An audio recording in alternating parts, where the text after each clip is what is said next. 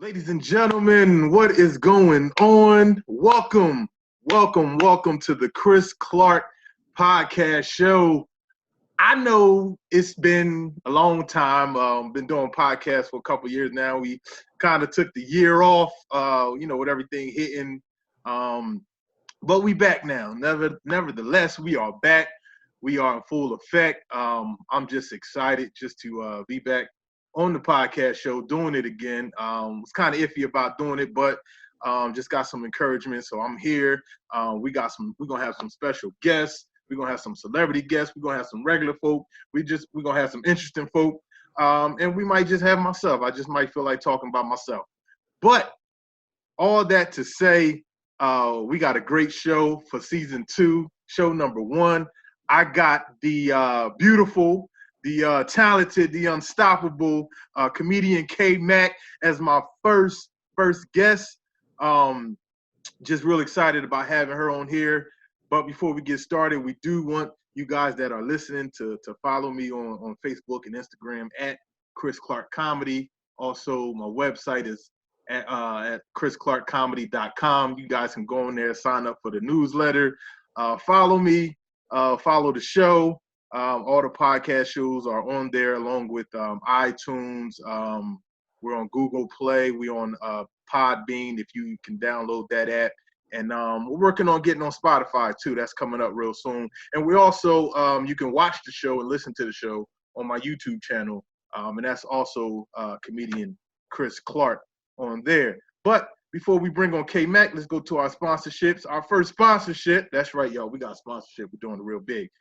Is Allure by Britt Nicole. All right, she's a makeup artist, an eyebrow technician, and a skin care specialist. You can contact her via social media at Allure _ by Britt Nicole, and that's on Instagram. And if you're on Facebook, just type in Allure by Britt Nicole, and you can contact her. And also our second sponsorship is Clark's Custom Apparel. We do t-shirts, hoodie, whatever can be appareled. It's going to be appareled. All right, so you guys can go to Facebook and Instagram at Clark's Custom Apparel, see some of the work that we do, and contact us for your apparel needs. All right, now that we got all that out the way, let's bring on my special guest. She is the 2019 Comedienne. That's right, Comedienne, that's female. Comedienne of the Year with Church Star. She's a mother, a daughter, a TV host, and most importantly, she is a child of God. Put your hands together for comedian K-Mack. Thank you. I'm so excited to What's be. What's up, K-Mack? Hey. How you be? That's how they say it. How I'm doing, yo. I'm so blessed. So blessed. So happy to be. And highly favored. I'm blessed AF. That's how they say it. Blessed and highly favored. Ha. Yes, blessed and favored. Yes. So what's going on with you? How you doing? First of all, we're gonna jump right into the questions. Okay. One of the questions I do want to start off asking you, what you had for dinner this morning? Today, I mean. Well, I am a woman of my word, and I can't travel all around the country and talk about Chinese food and not dip into it myself. Amen. Amen. So the Lord has blessed me. Amen. Cheyenne came to the house today. Yes, okay. He did. Y'all on first name basis, huh? Yes, we are. And I had some Chinese food. Now, don't tell my church, because we supposed to be on the Daniel fast. Oh, Lord. But I went to my bishop. I was like, I don't even know Daniel like that. So why I gotta participate? You know what I mean? I asked him, can I do the Peter fast? So I can deny it 3 times. I said, because I got a birthday party coming up. You know what I mean? You gotta know the word to get that joke. You got people out there like, Peter, what Peter do? Who Peter? Let me look at my word. Peter. Yeah, Peter denied Christ 3 times. Yeah, read it and you'll get it. So first of all, I just want to say, before we get into the questions, I just want to say I'm excited to have you as my first guest. Thank you. I am extremely proud of you. I had front row seats to your journey thus far.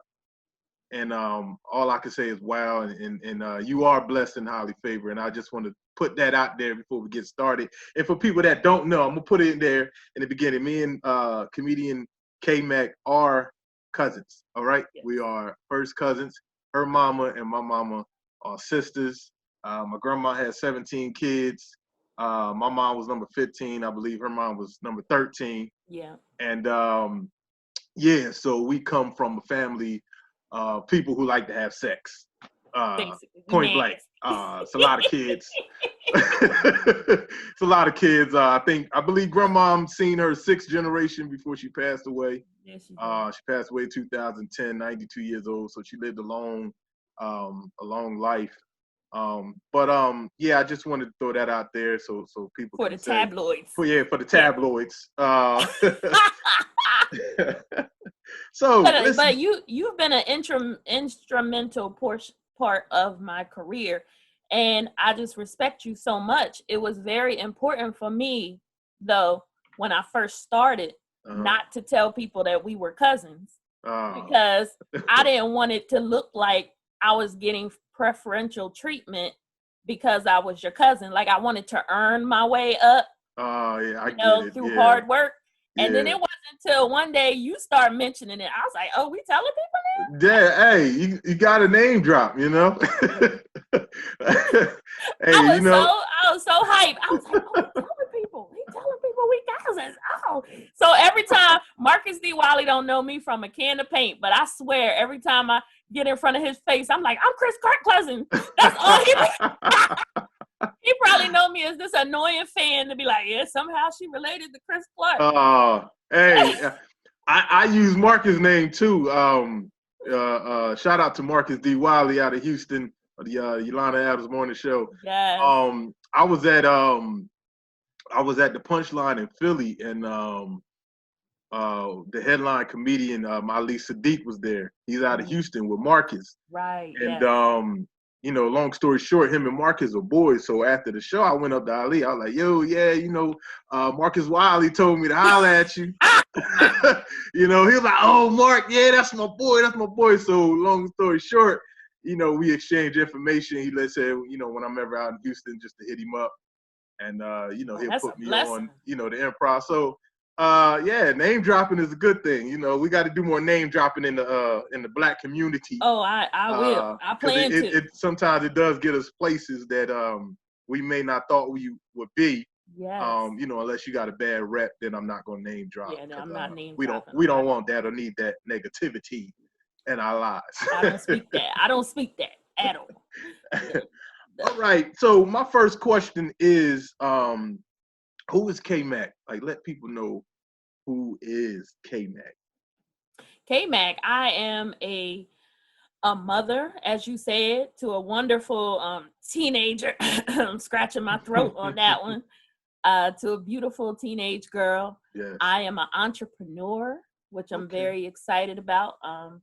I am a hard worker with a work ethic like no other. And definitely, to all the churchy people, I'm a child of God, but that's automatic. That's automatic at the beginning. I love the Lord with all of my heart. And so I love hard. That's who I am. You know what I mean? If you just know me as K-Mac, I know you don't know me.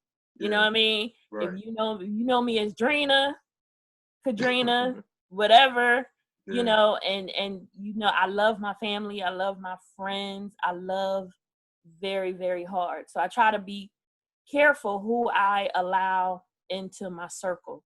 I think Jonathan McReynolds said it. He said, we should be viewed, but not touched, right? Which means, not in a being in a casket type of sense or whatever, but almost like the Mona Lisa being up there and how it's so priceless that you only can get so close because of its value. You're able to see its beauty, but not everybody is allowed to touch it. I like and that. It's because, the transfer of spirits and the anointing that's over a life. So I know God has his hand on my life. Right. And I know that I'm on assignment. I know my purpose, which is great. So I just try to walk in it and be a blessing to people everywhere I go. Yeah. So that's me. That's my heart. And I want to add to that. You are very, I don't think I ever told you this, but I definitely watch and seen you. You are very encouraging and very supportive. You know, I see you on social media, and I know that's not a front because I see you in real life. You do it where you are a servant. You serve, not saying that in a negative sense, but when things need to be done, you're there. You're the first one on the line. Hey, you know, you need help, especially with a lot of people in our circle, you know, in the tri-state area that we work with. You know, you may not be on the show, but you're there supporting, you're buying tickets, you're bringing people, you're promoting, and you do it with everybody. And that is very rare nowadays. So, you know, trust me, people are noticing. And people are saying nice things about you, because it is a blessing. You know, you don't find too many people that will support you. And I know you have supported me, you know, with my custom apparel business, getting me on shows, and just mentioning, you know, hyping me up. You know, a lot of times I don't like hyping myself up, but I can always count on K-Mack to hype me up. But yeah, I just wanted to throw that out there. You are very supportive. You're a great friend. You're a great cousin. You're very supportive, and I appreciate you. Nobody else say that. I appreciate you for that. Don't make me cry on the podcast. Nah, I mean that was the serious part of the show, because you know, we're gonna get other stuff. But I did want to tell you that, because I do appreciate it, and I don't want you to stop, because I know a lot of times people like that, because I'm like that too, and you know, we get discouraged because sometimes, you know, we don't feel the love, but we give it, and we expect people to be like us, and when they're not, you know, we get discouraged. We may not want to do no more, but God see it.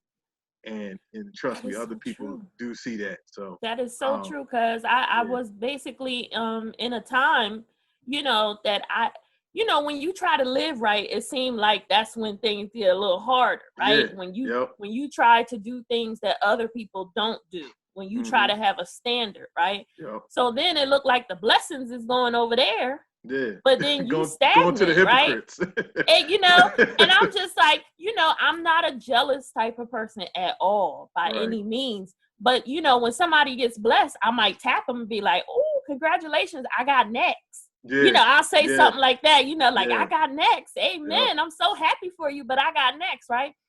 And so I had to go to the Lord with it, though. I was like, Lord, why Keisha over there get to be sinning and stuff?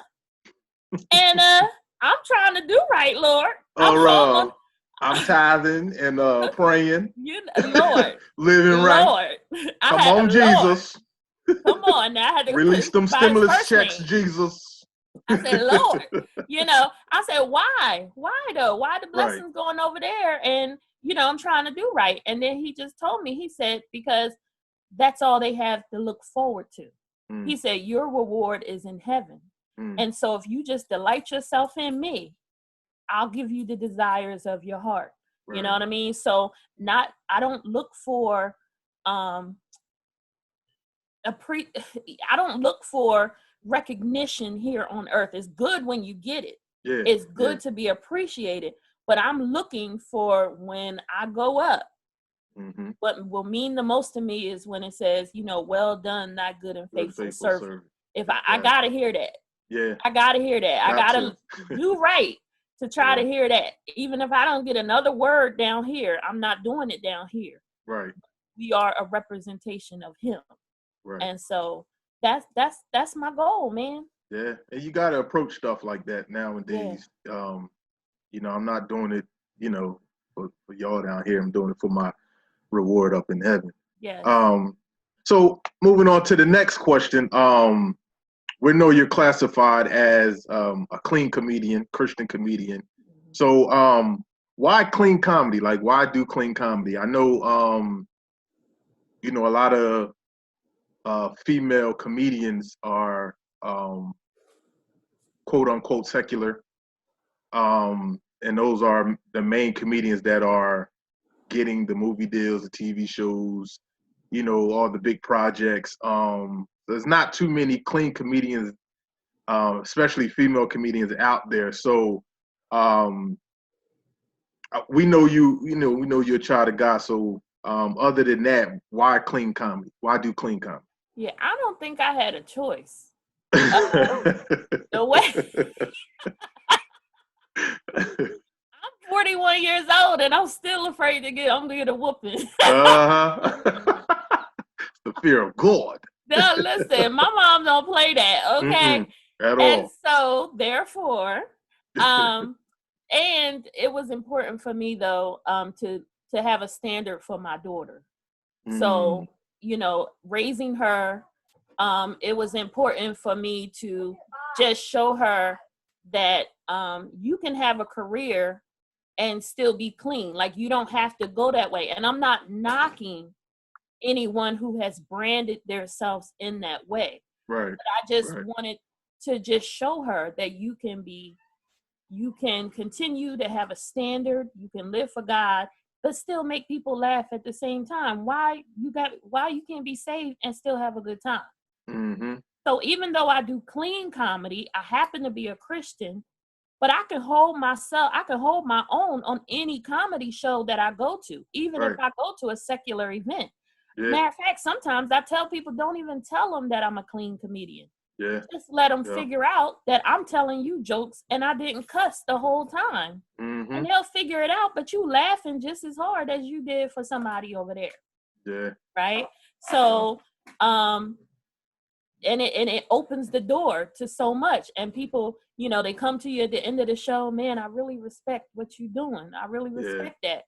You know what I mean? So, and I didn't know it was a hard thing to do. That's the crazy thing. I know, right? I didn't know it was labeled as a specialty. Yeah. I said, just don't cuss. And I said, act like you talking in front of your parents. And they're like, yeah, but my mom cussed too. I was like, grandma? Yeah. She cussed too. I don't know. Yeah. That was me as well, because I remember I had a few comedians throughout my career come up like, yo, man, how you keep it clean for so long? Like, I remember one show I did like an hour and 20 minutes. Yeah. You're like, yo, man, you ain't talk dirty. How you? I'm like, I'm not a cusser. That's not the way I talk anyway. So, but I know it was a few times that I was like, I'm gonna go on to the dark side. I remember one in particular time. I remember one in particular. But here's the thing, Drina, that I don't think a lot of people know. I never branded myself as a Christian comedian. It just got stuck with me as I went, because my first year and a half, I don't know if you know, like, I was in the comedy clubs. Like, I was in the Laugh House, Ilium, different comedy clubs up and down the East Coast. In DC, I was doing, comedy clubs, secular shows, and it got to the point where Buddy Love was putting me on shows with him, and Buddy was doing church shows, and then we did the Kings of Christian Comedy. So after the Kings of Christian Comedy tour, we kind of it just kind of like branded on me. Then after that, everybody, Christian comedian Chris Clark, Christian comedian Chris Clark. So it kind of went. So I kind of went with it. And then a lot of people start that seen me from the shows, like, they start calling me the King of Christian Comedy. Like, that's something I never put on myself. Wow. And some comedians, I ain't gonna mention no names. I got some nasty phone calls. Oh, how you gonna call yourself the king? You only been doing it for such and such years, and blah blah blah. And I'm like, yo, I ain't never called myself the king. They did. Right. So but I took it as a branding opportunity, and it opened up more doors for me. But but like you said, I see people do that, because I don't know if you know Yvonne Orji. Yes, from Issa Rae's show. Yeah. Me and her are good friends. Really? Matter of fact, she used to open up for me. That's crazy. She used to open up for me. I actually have a DVD of me, her, and the late Joe Rucker on the same show in New York. It was Joe Rucker headline. Matter of fact, this particular show was the first time me and Joe actually met each other. And Charles Kane told Joe Rucker, from DC, he told Joe Rucker to get myself and Yvonne on the show. And then once I seen Yvonne, got on Insecure on HBO, right, yeah. I'm just like, oh man, I ain't gonna get noticed in the church, man. I got to hit these clubs up. I might have to, throw a 4-letter word out there, I had to throw it out there. And Dream, I kid you not, I was getting ready to do it. I was at the comedy club, I was at Helium Comedy Club in Philly. And I was like, yeah, I'm about to do it, I had it all written out in my sets and everything, new jokes, but about to hit them. Why when I get there, people in the audience, oh, that's Chris Clark. Yo, man, you was at my church a couple weeks ago, man. You killed it, man. I'm like, oh, okay, God, I see what you did. I said, oh, okay, checkmate.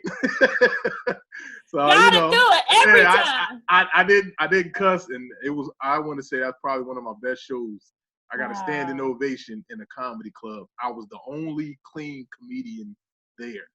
Got a standing ovation, and it was beautiful. The club owner came to me at the end, was booked me for more shows and everything. So, yeah, that's that's hot. I do clean comedy now. Yeah, like I said, we really do have a special blessing over our family because our grandfather prayed too hard over his children and over the generation and stuff. So we ain't got no choice. Yeah. We really don't. We gotta serve God, or you gotta go. You gotta serve God all the time, man. You know what I mean? Like we fall off, we get right back. Ain't nothing. You gotta live right. Holiness is still right. It's still right. We tried to go left, but it's still right. Tried to do it. It ain't look right. But God said, because if you do it, you ain't gonna stop. So, because ain't no telling what would happen if I'd start cussing. They would have liked it. I'd have been an embarrassment to the Kmac family. Yeah, but all you had to do is give them a little money. They would have been all right. Some crabs. Get a couple $100 out. But listen, where does your comedy come from? Like, what inspires your comedy? Okay, so I try my best to talk about issues that I deal with internally. I think that helps from plagiarizing and, as much as possible. Because I have a joke that I've reached out to comedians and say, hey, can I use that? I even bought a joke, when I first started, only to find out that the comedian, it wasn't even his joke, but he took my money. Oh. It wasn't even his joke. He took your money and ain't his joke. Oh my God. And let me tell you who clowned me for it. Hamburger, comedian Hamburger. He's shout out to Hamburger. Hamburger. You know what I mean? Great mentor, great friend. And he clowned me. He even three-wayed somebody else to tell him what I did because he was laughing so hard. I think I remember that. Wasn't it me, you, and Buddy when you told him that or something? That was one time. He done did it multiple times. Oh, okay. Because I remember him clowning you on a show. Yes, with me, you, and Buddy and Hamburger. I got clowned like a mug. I did. But so, therefore, my inspiration, I think, is just life. My life is funny. I go through different scenarios that it's traumatizing to me. But then when I tell the story, it just so happened to make other people laugh. And so I'm like, oh, that's funny to you, huh? It wasn't funny at the time. It wasn't funny at the time. So I really do talk about my life. And I think that it's amazing that a lot of times when you feel like you're going through something by yourself and you share it on stage, other people can relate to what you're going through and you don't feel so much by yourself. It's very therapeutic to be on stage talking about your problems. Ain't that something? So it's like a free therapist. It is. That I don't have to pay for. I just tell my business on each show or whatever. But then my mom was always like, make sure you give God the glory on every show, and that you make sure you use the opportunity to let people know that Jesus loves them. Yeah. So that's why, I get clowned for it too. But every show that I do, I open up and let people know that Jesus loves them. Yeah. In case they haven't heard it in a while. And I don't know if they'll ever hear it again. You know who else does that? And I thought it was weird. Not really that. He always used to, and you might know when I say it, he always got, when he first got up, he went up there and got on his knees and prayed. You know what I'm talking about? He's not around here no more. He actually moved down south. Rob Minor. Rob, okay, yeah. Rob Minor, yeah. He every show he used to, when they called his name, he walk up there, he get on his knees, pray, quick prayer, and then he get up and start the show. And I'm just like, man, you got, because I always pray before I get up there. Because I'm like, when they call my name, it's showtime.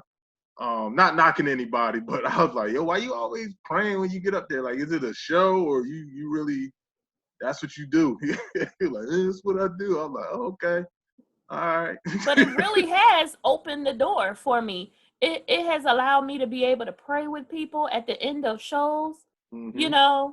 They'll just come and tell me their business, Yeah. And it's because outside of comedy, I know my purpose and I'm an intercessor. Right. So that's what I do is I pray. And so I don't mind praying with you at the end of a show. I don't mind praying with you when you try to book me. Yeah. We can pray. What you going through? I can lift you up. Send this money on time. It's not a problem. Send this deposit, Amen. Jesus. That's it. So I really think now it has become a staple. Now people are used to it. That's what you're known for. That's your and I don't mind that. I don't mind being known for that. Yeah. Telling that's you not that a bad Jesus thing to be known. You know what I mean? The praying comedian, K-Mack. Come on. A comedian with a big heart who gets the big laughs. That's my little tagline right now. Look at me. Yeah. That's why I was like, I remember because I dropped the king of Christian comedy. Like, I don't like to be called that no more. Like, it worked at the time, but I don't like to be called that no more. Just Chris Clark. just Chris Clark. Because I think I got a lot going on. Like, some people that book me in the pre, they still do it. But I'm not big on the title. I'm just like, just call me Chris Clark, because I got the playwrights and acting and all that. So I'm just I'm just Chris Clark. They're like, nah, your resume long, brother. Your resume long. I'm like, you can. I mean, you can throw one or two in there. If you do it, that's fine. If you do it. Okay. I'm not gonna do it. But I ain't gonna do it. I'm Chris Clark, clean the kitchen comedy. Yeah, I don't. Michael Jordan doesn't have to walk around and be like, I'm the best. Yeah, I'm the best. Right? You don't have to say a word. Yeah, you just do what you do. You do it. I'm not gonna say it. Yeah, I ain't saying nothing, but you can say it again if you want to. But, a few more times. Yeah. Put my Cash App out there too. See how that works. Yeah. So that's what's up. That's what's up. So moving along, let's talk about internet comedians. That's what I want to talk to you about. That. See, you get your take. I talked to some other comedians. Everybody have their own different perspective about the internet comedians. And before you answer, I just want to kind of say what I'm talking about. A lot of the internet comedians, not all, but a lot of them, and for people that's listening, don't know what an internet comedian is. Internet comedian are people that make you laugh over the internet, over social media. They might put up funny videos or things like that, and people classify them as comedians, which they are. But some people get confused between internet comedians and stand-up comedians, because sometimes internet comedians get booked for stand-up, and they're not stand-up comedians. They're just internet comedians.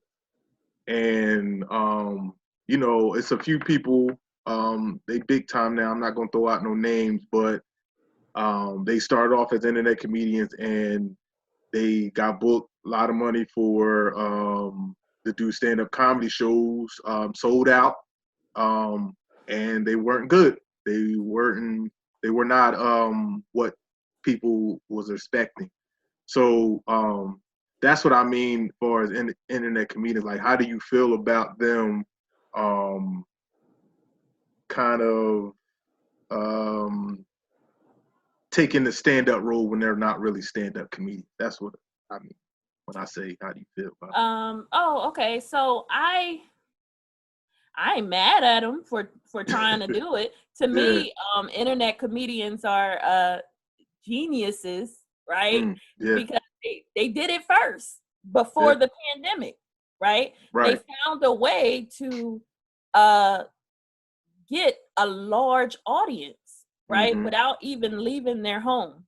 And then all of a sudden, all the people who talked about them prior to the pandemic, now all of a sudden, we trying to do exactly what they've already done. Yeah. You see what I mean? Now we're stepping over into their territory, and now they're probably looking like, well, now you're trying to come over to the internet side, right? I have, and I'm not gonna lie, a lot of talented stand-up comedians aren't great actors.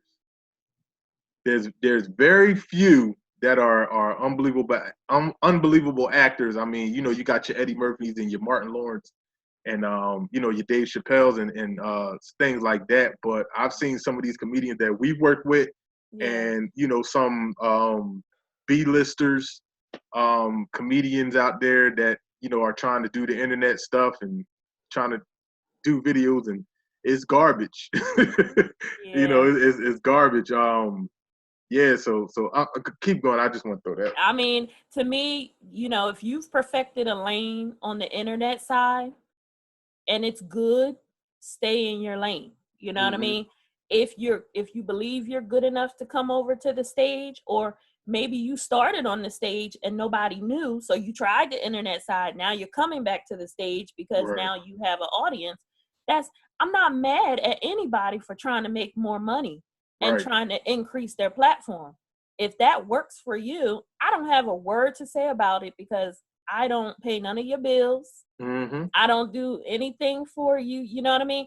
All I want to do is, if I ever was blessed for something to go viral or something like that, I do want to be able to reach across, reach down, pull somebody up with me and help somebody else. So if you know you're an internet comedian, but you want to go over to the platform, help somebody that's on the stand-up stage who is good, help them get their shine too with your platform, you know what I mean? And be known as that person or something like that. That's all I can really think of with it. Be responsible with the new audience that you've obtained, and you know, that's it. Yeah, it's you know, my take on it is internet comedians that became internet comedians and tried to do stand-up. There are some that put in the work.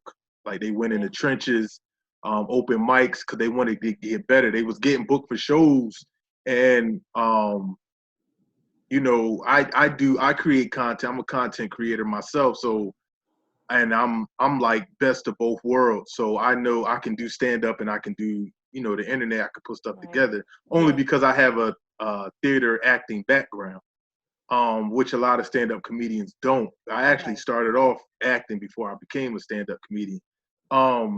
So but that's where my respect for them comes. When you go down in the trenches, like, you know, we all started with the free shows, the $25 shows, the $50 shows, the I'm gonna pay you to hold on right there, I'm gonna get you later.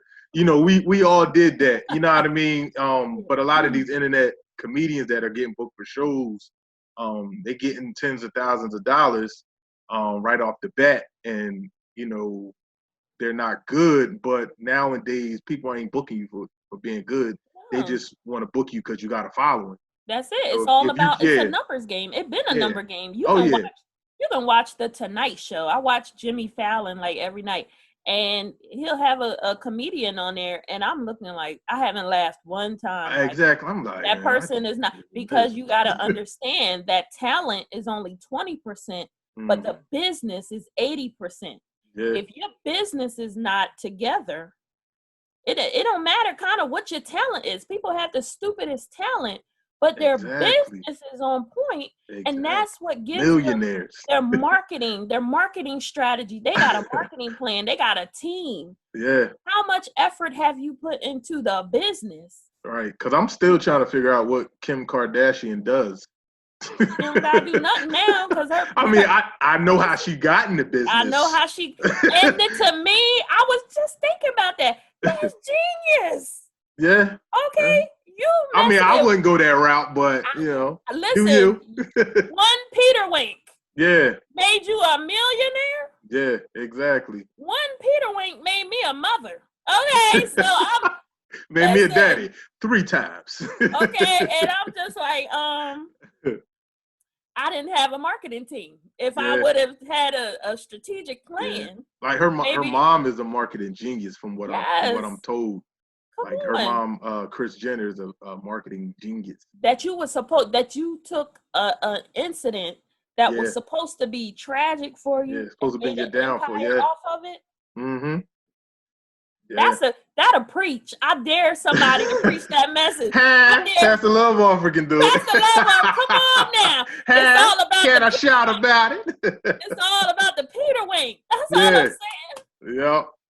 But like I do respect the internet comedians. Like you said, get your money. Whatever you can do. Cause I know a lot of stand-up comedians like, man, they frauds, man. And I'm just like, nah, it's different forms of comedy. Like, I know as soon as you hear a comedian, you automatically think of stand-up. But there is different types of comedy. You got, because like me, I started off as a comedic actor. Like, people was calling me a comedian before I was a comedian because I was a comedic actor. I was funny in plays and stuff that I did, skits and stuff, before I actually became a stand-up comedian. But like you said, if you're going to get into the stand-up, do the work. Don't go out there, take somebody's money, and you get out there, you ain't got no set. You think you just going to go do what you did on the video. Like, nah. Because the difference is when you're on stage, I can't stop it. And drag it and paste it together for you to see exactly what I want you to see. Mm-hmm. You know what I mean? That's the beauty of behind the scenes. If I mess up, I can cut it out, edit and paste it, cut and paste do it again. You know what I mean? And on stage, you don't have the beauty of doing that or whatever. But make your money. I'm not mad at them at all. I mean, and to anybody who is jealous of, or they say I'm not jealous, but I'm all this stuff, there's different lanes. What is your lane? You know what I mean? To me, I think if I had to classify myself, what type of comedian am I think I'm a storyteller because I have to draw you in with a story and then hit you at the end with the punchline. Everybody can't do that. Some people are one and done, punchers. Some people are very dramatic. I don't have enough energy to be dramatic. People are situational comedians. So there's that, and then now we have this new lane of internet comedians, which is everybody is at this point. Because you can't go nowhere. You got no choice. You got no choice. So to me, like I said, they're geniuses because you were doing something before the pandemic even started, and therefore we trying to figure it out, and you've already mastered it. Right. Over there. Right. You know what I mean? Outside didn't just open up. Outside been there. Mm-hmm. But they created and opened a new lane. And instead of us appreciating it and trying to move over and learn that skill, we trying to drive, you taking away my money. No. Sharpen your skill. Yeah. Get better and do what you have to do. To me, I love comedy because it's suggestive. Right. Everybody who is for K-Mac, who loves my comedy, may not love your comedy. Everybody who loves your comedy may not like my comedy, but that's okay.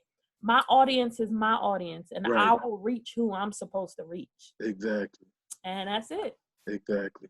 You said something when you was talking a little earlier about reaching back, like when you get to that level, reach back. What do you think about comedians that, like you help? along the way, regardless whether you supported them, got them on some shows, blah, blah, blah. And then when they're in a position to do the same for you, they don't. Like, how do you feel about that?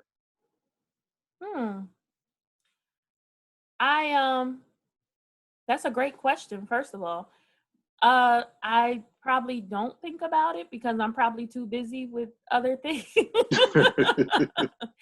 I when I help or when I do something, I really don't do tit for tat. Right. Okay.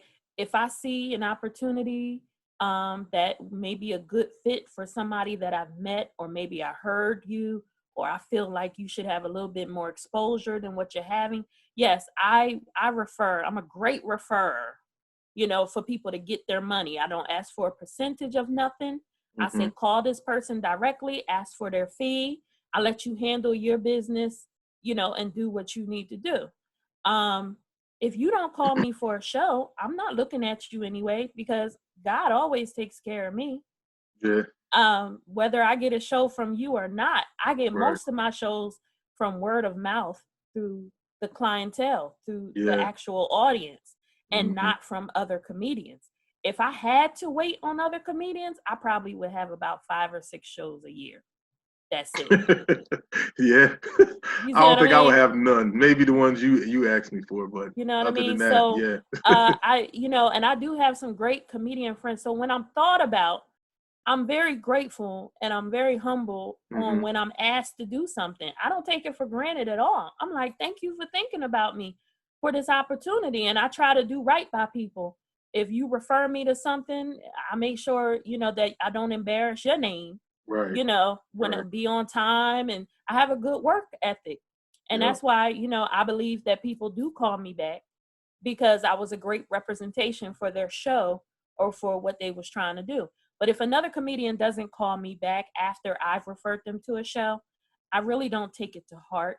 Mainly because I stay busy, and I'm probably not thinking about it. But it, what's for me will come my way, and that's all I want. Yeah, I'm not gonna lie. I have been in positions where I got salty a little bit, not to the point where I blasted somebody. I always kept it to myself, like, God got something better for me. Because there's been not mainly shows, other comedians or whatever put me on shows, but it was like opportunity, like something big, where they may got a contact. Cause my thing is, just give me the opportunity, I'll take care of the rest.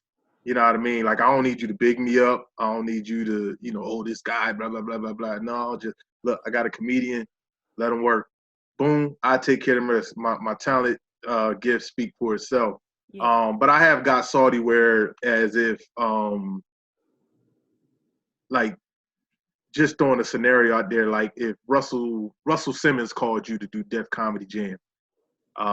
K-Mac, look, I want you on the new Def Comedy Jam. We doing, bring like 4 comedians with you. And you ain't called me.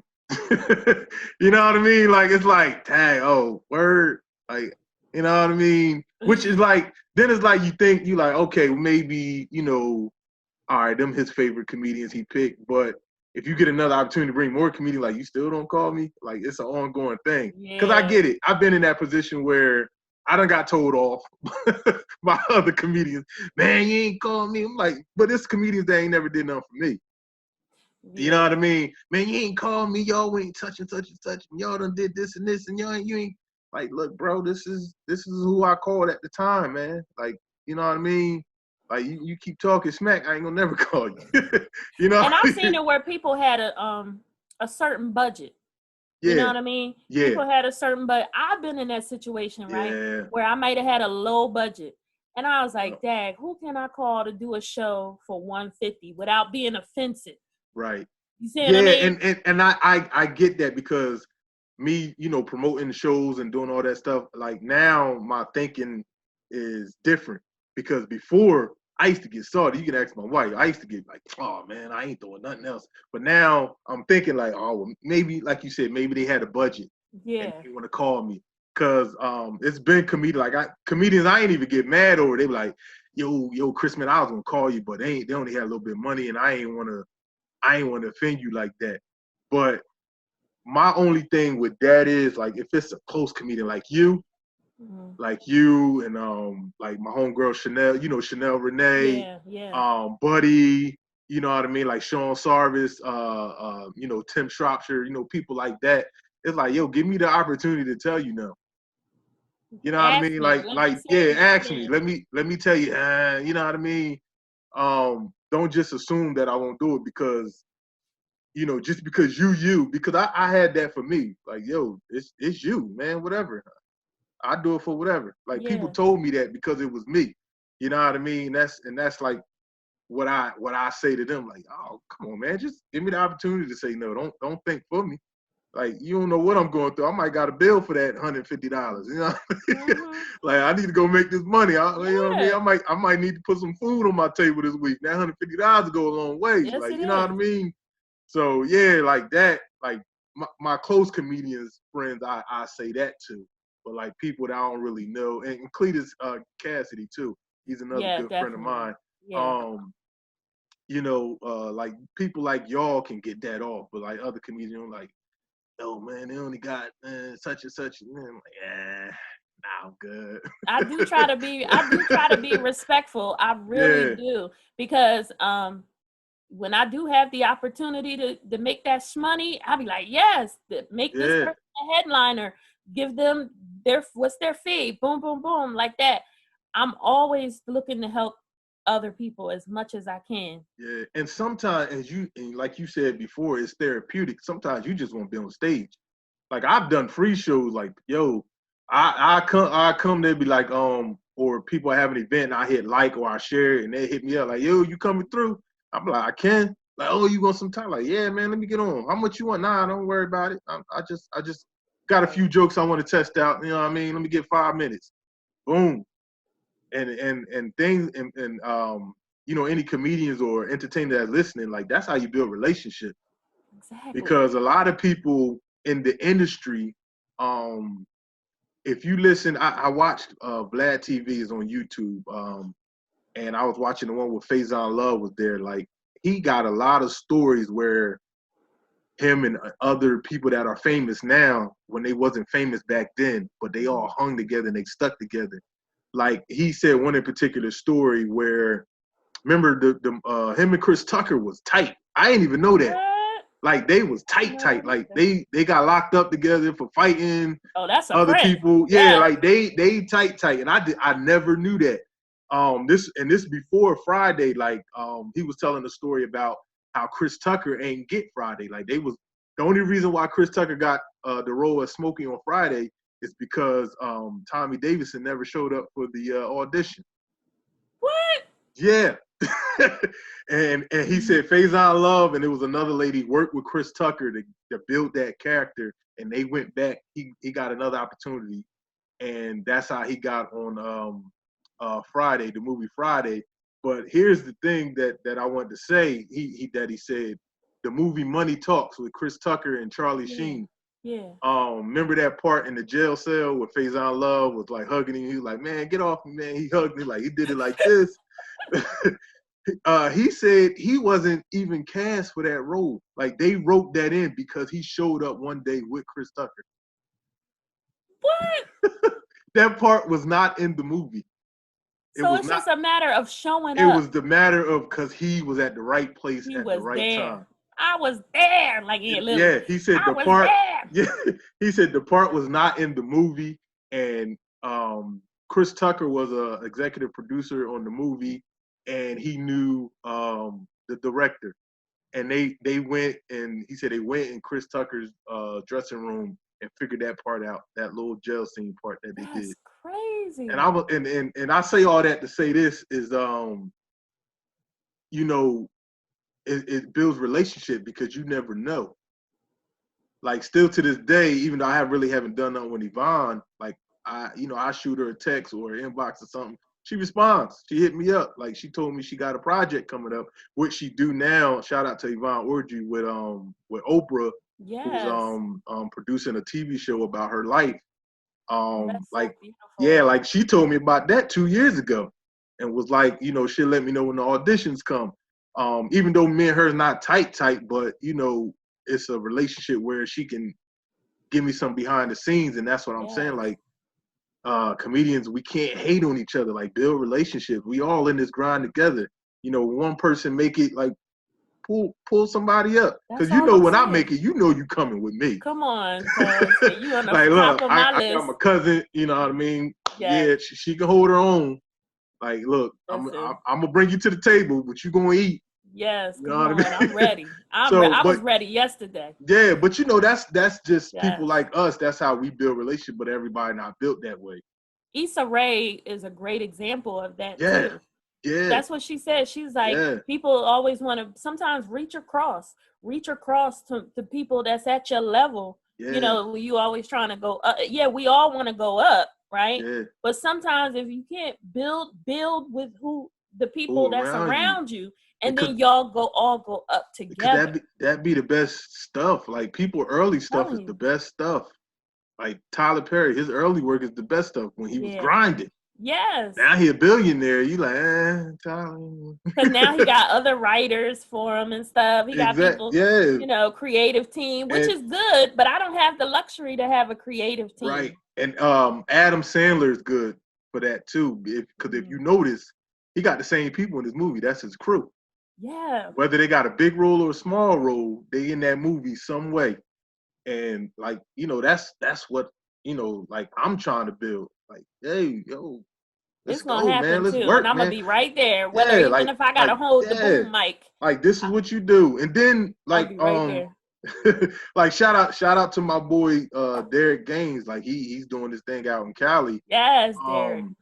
Yeah, but it's like, you know, you never know when a small part can lead something big. Like Derek had a part on a TV show. Like, he was telling me this. He had a part on the TV show, and he went to a comedy club where he really couldn't get no stage time. And then when he got that small part on a TV show, it opened up. Like, they put him right on stage. Oh yeah, you was on what? Yeah, come up. And it opened up doors. Like, now he was on Will and Grace when they redid it. Will and Grace, he had a recurring role on there. Like, it leads up to awesome stuff. So like, that's why I be like, yo, man, whatever you got, man, do it. You never know who's gonna see it. I know. This is also new for me, basically, because I didn't know I was gonna have a career in comedy.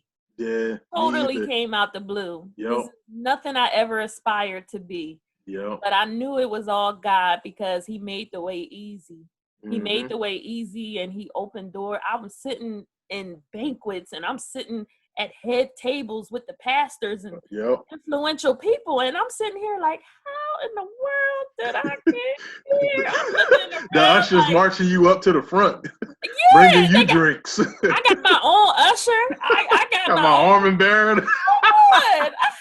I get juice. You know, only pastor get juice. I get juice with the napkin and ice.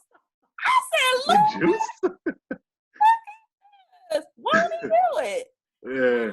I said, Lord, I'm grateful. I said, I just want to be in your will, Jesus. If your will includes juice, right?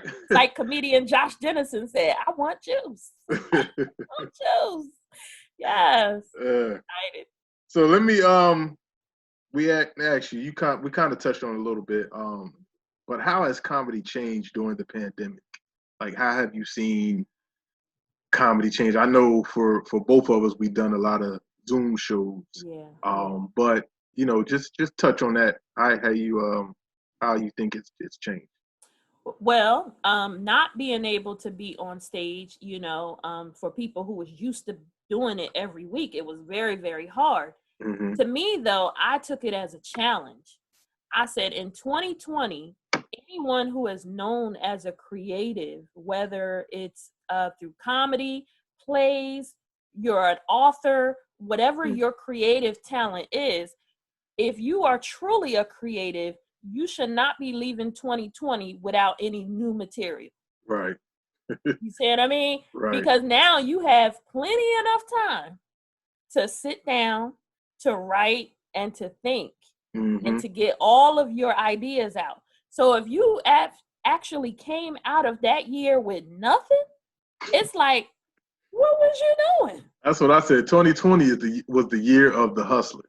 Yes, it really was. So, case in point, I'm doing these Zoom shows, right? But to me, this is a great practice session for television, because now when you're in front of the Zoom camera, you don't hear the applause. Right. You don't hear the laughter at the same part. You like, oh, I know that joke hits every time. And then you do the joke and you don't hear nothing. And you like, I hadn't thought about it like that. That's you good like, insight. Yeah. So now you can take that same uncomfortable spot moment and learn how to, I practice in the mirror, and I learn to do it in a nice, comfortable pace so that I give the audience is laughing in my head. And then I proceed with caution. So that laughs. You know what I mean? So that it seems smooth. Right. That I go and I segment my material, to go from one joke to the next, so that I'm not looking around like I'm waiting for, an uncomfortable laughter or pace. I got my whole set mapped up. And that's what you have to do for TV. If they give you 3 minutes, you have to be done at the 3-minute mark. You don't get that extra time. Right. You know what I mean? Stuff like that. So me, I'm taking it because I really want to be on the Jimmy Fallon show one day.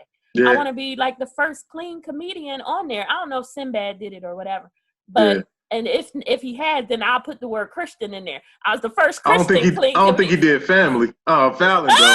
I don't think he did Fallon. He might have did Carson or somebody, Leno. So I really want to do that show. Yeah. And so I'm, it's that practice.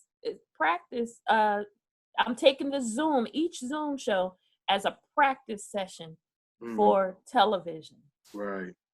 So to me, nice. It has changed, but you have to be ready for change. You have to be prepared, stretch yourself, and stay relevant with the times. Right. And so it's a blessing. Go with the flow. Yeah. Speaking of relevant with the time,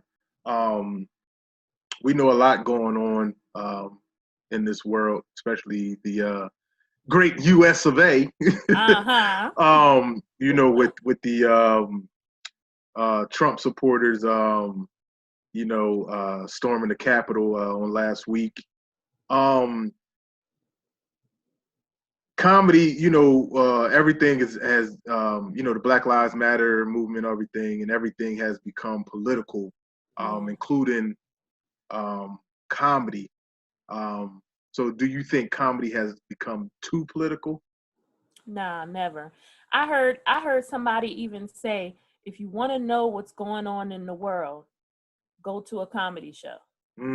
Yeah, you know what I mean? Because comedy will it's a great stress reliever. It is. From what's going on in the everyday world, right? Yeah. You know where I used to get my news from? Where? Watching Stephen Colbert. See? That's dope. Yeah, I watch the news now. Me and my wife, we getting older, so we start watching the news. But before, I didn't know what was going on. But Stephen Colbert, me and my wife used to watch him every night eating Ben and Jerry ice cream. And I'm like, Dad, that happened? Then you gotta look it up. You're like, oh yeah, that did happen. So yeah. I'm telling you, I like watching Trevor Noah, and I like watching Rachel Maddow on MNSDC or whatever that station's called. One of them because they take the political mess that's going on, they break it down into a way that I can understand it, and they make it so funny. And I love it. I want to incorporate that more in my comedy. Like, I do it because I'm such a I guess a perfectionist, so to speak, where if I don't feel like it's right or it's Chris Clark, I'm not gonna do it.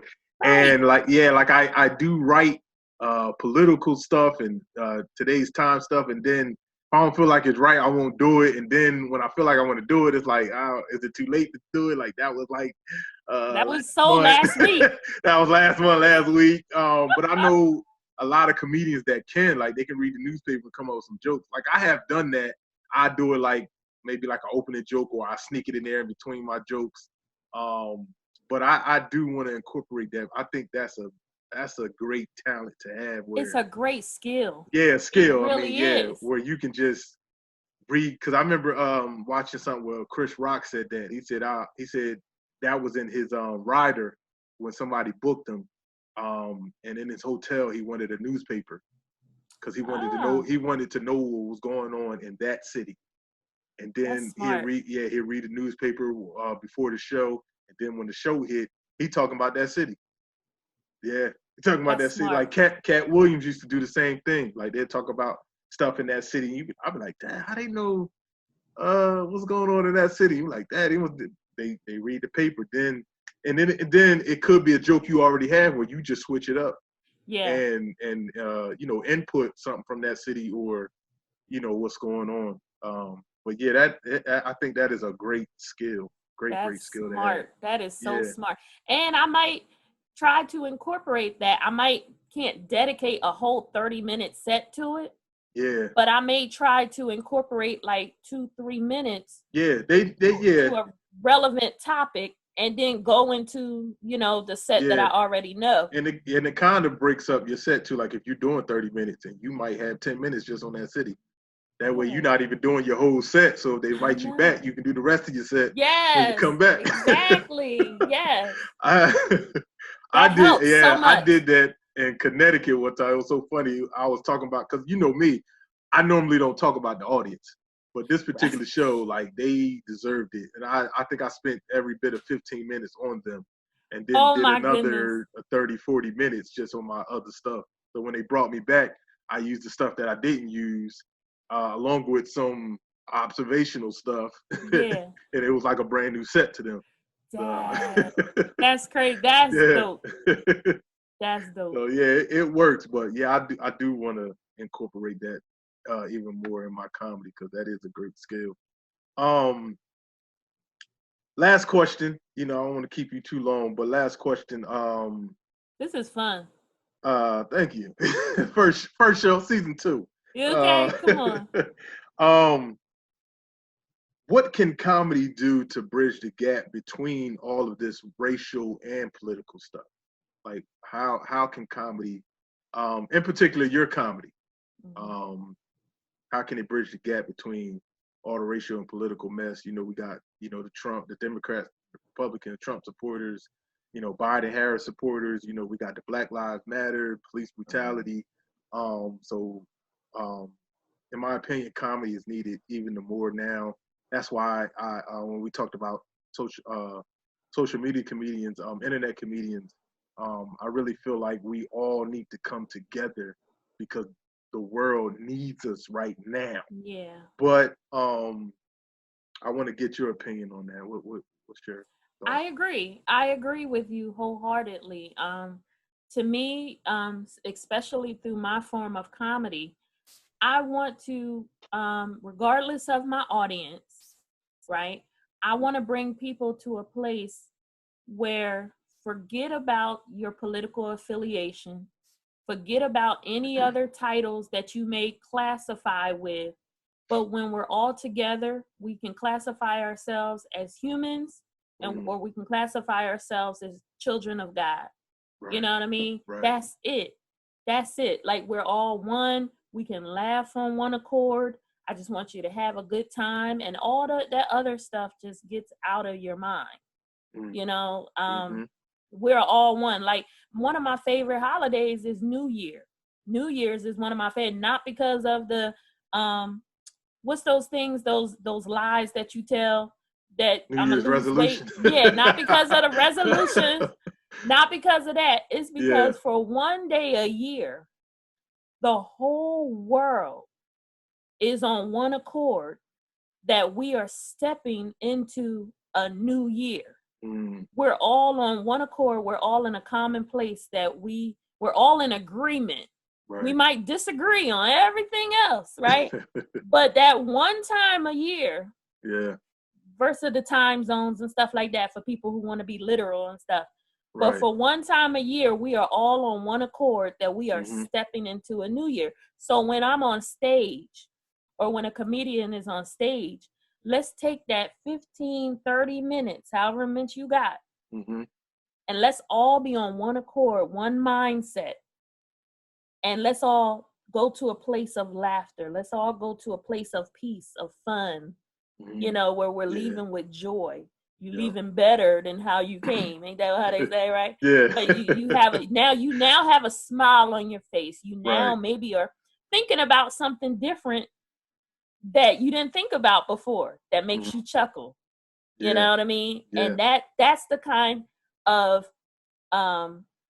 effect that I believe comedy should have on the audience, and I think that it's imperative, especially right now, and especially during these times, that we have a responsibility to make people laugh. So use your gifts, use it wisely, right, and just stay in your lane and do what God has gifted you to do. That's and I think it kind of ties into the other question I have. Comedy has become too political because a lot of people, and I've heard some people say it has become too political because what you just said, I want to go to a comedy show and forget about all my problems, kind of forget about what goes on in the world. And then when I get to a comedy show, they ranting off about,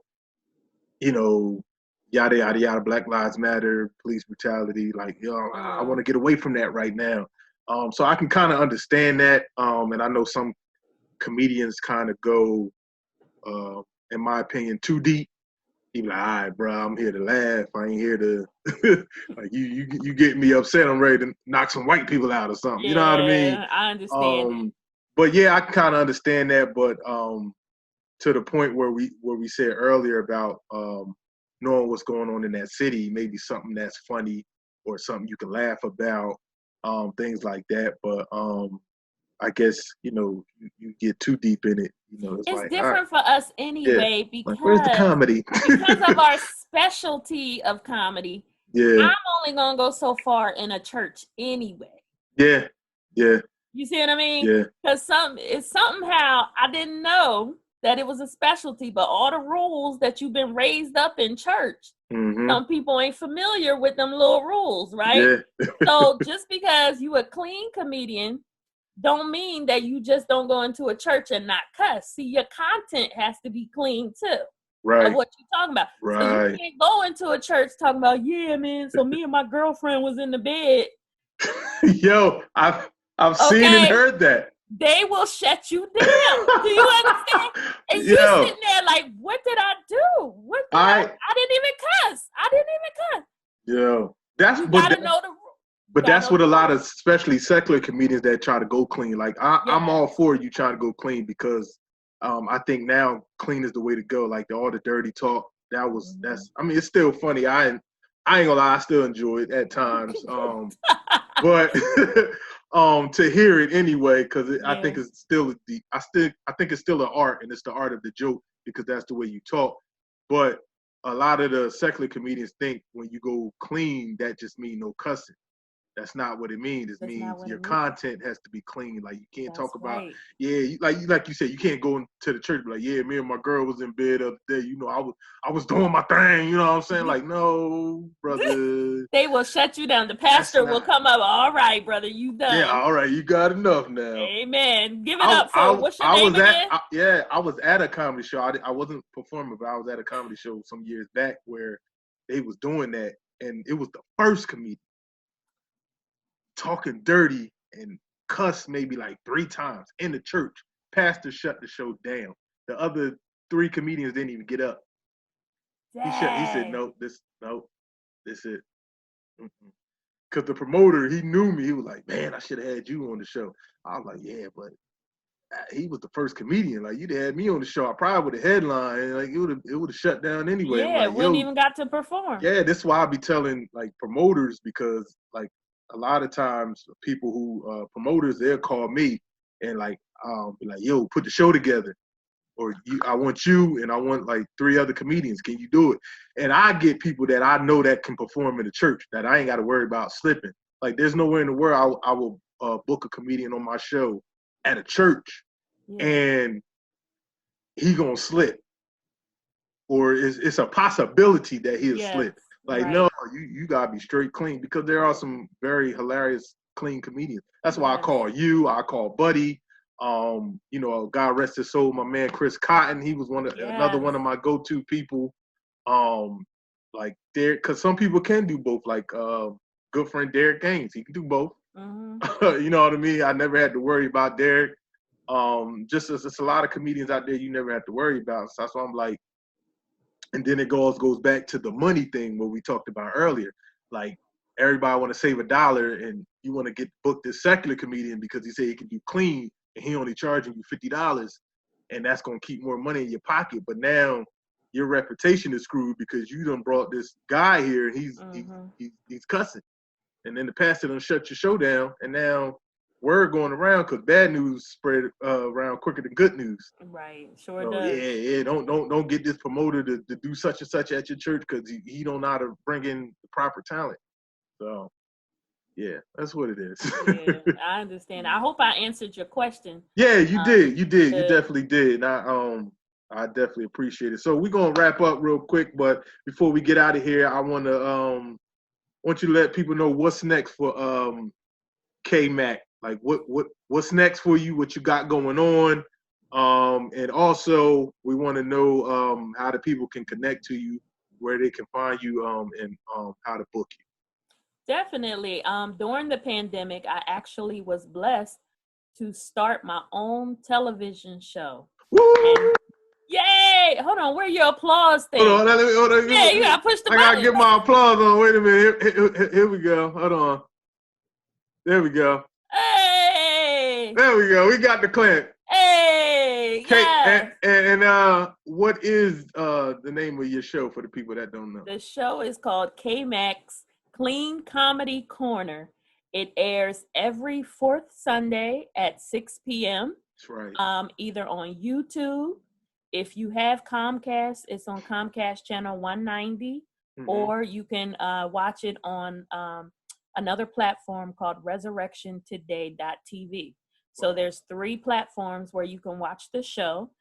Chris Clark was actually my very first guest. Yes, I was. On my television show. How was your experience? What a great show it was. How was your experience? It was awesome. Even though I know it was during the pandemic, I wasn't gonna miss it for the world. But I felt safe. I think your team took very good care of me. Made sure I was safe. I wasn't expecting all the makeup and stuff. I was like, oh, okay, all right.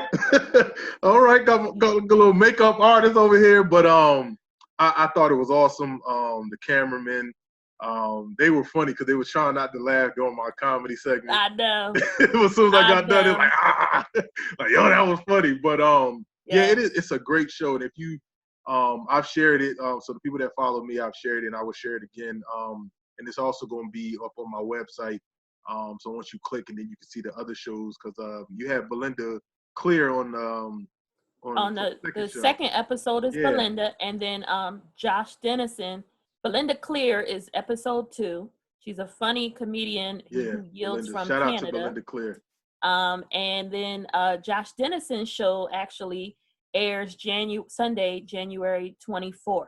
Oh, so okay. Look out for that episode. Shout out to Josh Dennison, another good friend of mine. Yes, of ours, so excited about that. And I have to give a shout out to Sweet Friend Sean Productions, who is the executive producer on the show. Okay. It was because of her believing in me and opening up the door for this opportunity. Never thought that I would have the opportunity to be on television. Nice. And so I have to give her a special shout out for that. So I'm grateful, forever grateful. Also, anyone who's interested in following me, please feel free to go directly to my website, which is K-Mac. That's K-M-A-C-K, KMacCleanComedy.com. You can find me on Instagram at K-Mac Clean Comedy, or you can find me on Twitter at K-Mack Comedy. So really, if you forget, just Google me. I'm Googleable. So you can put me in on the search, K-Mac, comedian K-Mac, or however you want to do it, and I will pop up. Something of mine will pop up. Yeah, so, she does have the Chris Clark stamp of approval. I know she's my cousin, but y'all know me. I won't put out no nonsense. If you see me on shows and I bring a team with me, she's right by my side, unless she's booked somewhere else. So you are getting a great comedian. If you do book her, please book her. Keep her busy. Her daughter Carrie is usually with her. Her manager. She's my manager. She's her teenage manager. Yes. So she's very, very lovable young lady. K-Mac, appreciate you having you on the show. I got to bring you on some more shows. Maybe you can co-host with me. I would love that. Come on, yeah, let's because tag team. I'm gonna get some other comedians on. I got some social media influencers that I want to be like that girl Angel, so I could be like, yeah. Yeah. Shout out to Kev on stage, man. I know we don't know each other. We don't know each other, but I know we will cross paths one day. Yes. But man, I am an admirer of you. Great job what you're doing, opening up a new studio over there. Maybe we can be on his show together called A Family Affair or something. And we can we can do that. Kev, reach out to us. Have my people call your people. Reach out to us. And putting it out there. I'm putting it out there. Let's hook it up, baby. He got the mobile app. Come on, share it, y'all. Come on, Kev. he got the mobile app, so if you ain't got it, go get it. Get his mobile app. Very funny guy. I haven't met him, but I do have friends that know him and work close with him. Cletus was on his show. Yeah, Cletus. Tim Shropshire was on his show on there. too. Yep. Angel Gaines, I think. Yeah, Angel Gaines. Yeah, Angel Gaines. She was on there. She's out of Seattle, right? Angel. Don't give me the line, please. Don't. I know she's on the West Coast. I don't know if she's from California or Washington, but yeah. So shout out to Kev on stage for that. But yeah, K-Mac, appreciate you. Again, you guys can stay connected with me at my website, chrisclarkcomedy.com. Sign up for the newsletter. And also I'm on social media, Facebook, Instagram at Chris Clark Comedy. On Twitter also at Comic Chris Clark, and my YouTube channel, Comedian Chris Clark. Thank y'all for tuning in. Thank my special guest, K-Mac. Thank my sponsor, Allure by Britt Nicole and Clark's Custom Apparel. Yes. Thank y'all for listening. God bless you. Peace.